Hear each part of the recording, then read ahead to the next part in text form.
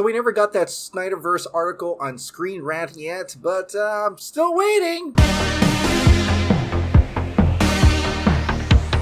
Hey, welcome back to the Ping Pong Flix. My name is Chris Wong. Today we're going to talk about Army of the Dead prequel, Army of Thieves. Looks like there's going to be a Catwoman animated movie based on Matt Reeves' The Batman. Then apparently there was a little nugget we missed from James Gunn's The Suicide Squad. The Hollywood Reporter talked about Gotham City Sirens. Finally, even though we never got that Snyderverse article on Screen Rant, looks like John Campea talked a little bit about the next Justice League. Alright, let's talk about Army of Thieves. Now, Army of Thieves is coming out on Netflix. It is the prequel to Army of the Dead, this time being only produced by Zack Snyder and directed by Dieter himself, Matthias Schweighöfer. He had a huge announcement today, and I'm really excited for this because I love this composer. This is what he had to say. I am beyond excited to announce that I have the honor to work with the legendary and incredible Hans Zimmer, along with co-composer Steve Mazzaro. They will be composing the score for Army of Thieves, the Zack Snyder-produced Army of the Dead prequel, starred and directed by me.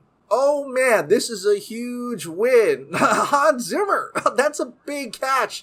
Biggest catch, because I love Hans Zimmer. He's like one of the greatest composers alive. And I'm really excited they're able to get him to do Army of Thieves. I almost thought it was going to be Tom Holkenborg, Junkie XL, but now, wow, it's going to be a pretty intriguing, awesome action-adventure heist movie. Well, it's going to sound awesome too. Let's talk about Catwoman. Now, this is based upon Matt Reeves' The Batman. It's another spin-off apparently going to HBO Max, this time focusing on Zoey Kravitz, Catwoman. This is coming from Grace Randolph. This is finally about to be announced. I hear it's Catwoman Hunted for November 1st, 2021. Can't wait. Now, she's actually retweeting a scoop she had before, and I think I covered this a while back, but that scoop was this. HBO Max is getting a new animated Catwoman movie in 2021. Right now, it's scheduled for around May. Good to see Warner Brothers supporting Zoey Kravitz. But she is implying this is actually a spin-off from the Batman movies, which is kind of crazy because we're having a live-action GCPD or, working titles Arkham. You would think it would be live action as well, but they decided to go the animated route. But I would love to be happily surprised that Zoey Kravitz is definitely in the role, live action, in the suit type of thing. I think that would be a lot more cooler. Even though I love animation, I just think that the medium of Matt Reeves' The Batman is live action. The GCPD, aka Arkham series, is live action. I would kind of like it if the Catwoman was live action. But the other thing she said that was November 1st of 2021. That's pretty quick. So I'm wondering, maybe it's not live action after all, and it is animated. Now, another Bat-focused story that Grace Randolph shared today was this. And here's a small sip of tea. Congratulations, Glasgow, Scotland. I hear you're now the main shooting location for DCEU Gotham. All DCEU movies will film there, with Leslie Grace, Batgirl, next. She also emphasizes only for Gotham City locations. But I like how she said DCEU. And we've already learned that J.K. Simmons is probably going to return in the role of Commissioner Gordon, and he's going to appear in the Batgirl movie. Here's hoping that Ben Affleck could suit up as Batman also. Let's talk about James Gunn's The Suicide Squad. So there was this little element that was missing from James Gunn's The Suicide Squad. Artist Jim Lee decided to share it today. Remember the guy Savant right at the beginning, and I don't think this is really a spoiler, he kills a bird. And yes, I think that kind of implies that he has skill, but it's kind of cool to hear that there's actually a little bit more meaning to that little action. Well, this is what James Gunn had to say when he was talking about drawing this awesome, really cool looking, and I kid you not, this should be a steelbook cover for the official DVD or Blu-ray. A yellow bird. Yes, a canary. Wonder who locked Savant in Belle Reve? Steely agent Amelia Harcourt was a character writer, Rob Williams, 71, and I created during our run on the Suicide Squad comic. Brought to life with total conviction and take no prisoners attitude. So in this tweet, he implies that Savant was taken in by none other than Black Canary. And the DCEU's Black Canary right now is Journey Smollett. Now, that would have been cool to see. I would have loved to see that little, maybe just a little tiny little scene, kind of like how Flash taking out Captain Boomerang, or Batman taking out Deadshot, or Joker and Harley in David Ayer's Suicide Squad. It would have been kind of cool to see some heroes take out these criminals as a flashback scene. And I think it's kind of weird to have it explained here. I mean, it would have been kind of cool to hear that within the movie. I've watched it several times now. I don't think they actually mentioned Black Canary at all. It would have been cool to hear Amanda Waller says Black Canary took him down or something like that. But now knowing this from Jim Lee, I kind of say, okay, that brings a little bit more meaning to him killing a bird and the irony of what a bird does to him later on. Speaking of birds, let's talk a little bit about Gotham City Sirens. Now, Richard Newby from The Hollywood Reporter put out an extensive article involving James Gunn and the future of DC, and he talked a little bit about Gotham City Sirens. There have been rumblings of a Gotham City Sirens film since Suicide Squad 2016. David Ayer was originally set to do it, and after Birds of Prey and the fantabulous emancipation of one Harley Quinn, there was online buzz about Cathy Yan taking on the project. But Gunn may be the one to actually bring it to fruition.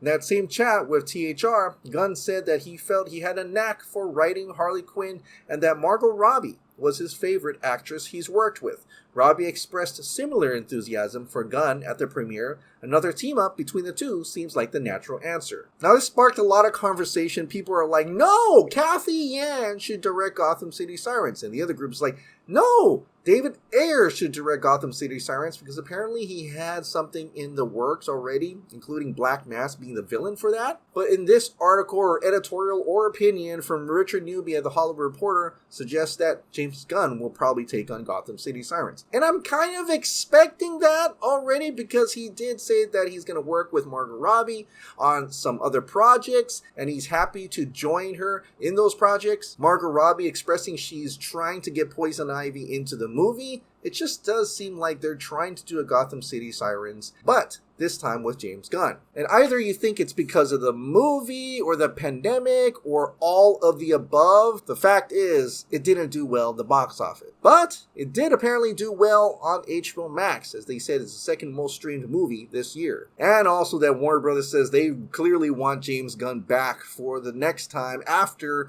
Guardians of the Galaxy. And it does seem like Margot Robbie seems to really enjoy working with James Gunn. I mean, in that red carpet interview, it just seems like she's moving on from David Ayer or even Cathy Yan. So not sure yet. I mean, I still think we have a few years down because he has to do Guardians of the Galaxy and then come back, or, I don't know, maybe they'll announce something at DC Fandom. Now, that Hollywood Reporter article spun another conversation, and this time it's about Justice League. I'm going to pull out this little picture that John Campea on his show put up. This is actually coming from the Hollywood Reporter. Another possibility to keep on the back burner of potential projects is Justice League. I know, but hear it out.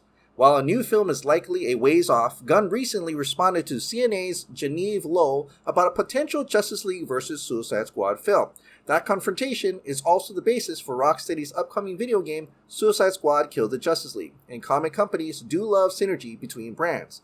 Gunn admitted it wasn't a bad idea, before saying that he'd have to figure out who's on the Justice League first, noting the complicated nature of who's still playing which roles. While it certainly wouldn't be the Justice League narrative that Snyder set up, those characters are too great to never see come together again. Now, the reason why I bring up John Campea, because John Campea actually added a little bit more to James Gunn's Justice League. Now, according to John Campea, within the industry and even himself, he has heard that Warner Brothers offered James Gunn Justice League. Another Justice League. I don't think it's Zack Snyder's Justice League 2, by the way. It's just another Justice League, whatever that may be. Now, you're probably screaming right now at the monitor or cheering. I don't know. But I am not surprised by this at all, especially when they told us that they were offering James Gunn Superman and they were going to do Superman versus Suicide Squad. Anything you want to do, James Gunn, it could have been one of the many things they